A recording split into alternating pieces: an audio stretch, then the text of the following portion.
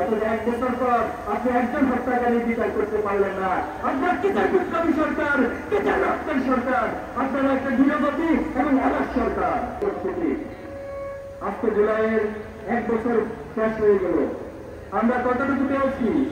আজকে যে গণহত্যার বিচারের কথা শহীদ পরিবারগুলো বারবার বলছে, তারা আত্মরাগ করছে, তাদের সন্তানের বিচার চায়, কিন্তু এখনো পর্যন্ত আপনারা দৃশ্যমান কোন অগ্রগতি দেখাতে পারেন নাই।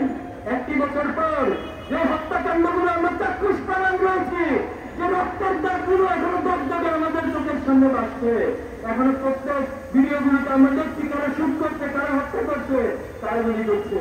অথচ 1 বছর পর আপনি একজন হত্যাকারী বিচার করতে পারলেন না। আপনার কিতাব বিপ্লবী সরকার, কিতাব রক্তের সরকার, আপনারা একটা দূরগতি এবং আলাস সরকার। সংগ্রাম উপস্থিতি, আজকে জুলাইয়ের ঘোষণাপত্র হওয়ার কথা রয়েছে। আমরা সরকারের বিভিন্ন সোর্সের মাধ্যমে তথ্যের মাধ্যমে জেনেছি।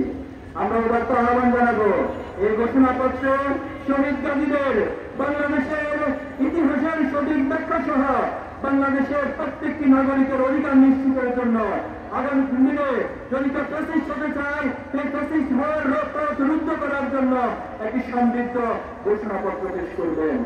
যদি ঘোষণাপত্র নিয়ে কোন তালবাহানা করা হয়, যদি ঘোষণাপত্রে কোন ব্যক্তি গোষ্ঠীর দলের বক্তব্যের প্রতিচ্ছবি হয়, আমরা ছাত্র সমাজ এই ঘোষণাপত্র চুরমার করে দেব।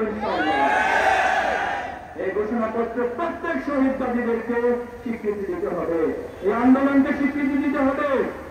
আমরা খুব দুঃখের সাথে দেখেছি যে আন্দোলন ছাত্র সমাজ তৈরি করেছিল, যে আন্দোলনের মধ্যে দিয়ে বাংলাদেশের মুক্তি এসেছে, অথচ এতগুলি সংস্কার কমিশন গঠন করা হয়েছে, শিক্ষার সংস্কারের নামে তো কমিশন গঠন করতে পারেন নাই।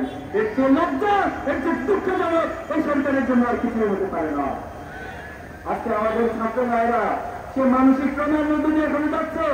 আমরা যারা ভাই হারিয়েছি, আমার বন্ধুকে হারিয়েছি, আমার ভাই বোনদেরকে হারিয়েছি, আমরা এখনো সে রক্তের দাগগুলো আমাদের চোখ থেকে যায় নাই। অথচ এই শিক্ষার্থীদেরকে নিয়ে তাদের মানসিক ক্রম দূর করার জন্য একটি বিশেষ ব্যবস্থা গ্রহণ করা ছিল, সেটা করেন নাই। আমরা দাবি জানাচ্ছি, অতি সত্বর শিক্ষাঙ্গনগুলোকে শিক্ষার্থীদের উপযোগী করে, শিক্ষার্থীদের নিরাপত্তা নিশ্চিত করে, শিক্ষার্থীদের সঠিক অধিকার নিশ্চিত করে আপনাদেরকে যথাযথ উদ্যোগ গ্রহণ করতে হবে। সংগ্রামী উপস্থিতি, আমি শেষ করতে চাই, আপনারা দেখে দেন ছাত্র শিবিরকে নিয়ে, এই দেশকে নিয়ে এখনো পর্যন্ত একটি মহান ষড়যন্ত্র লিপ্ত রয়েছে। আপনাদের নজরকে এসেছে?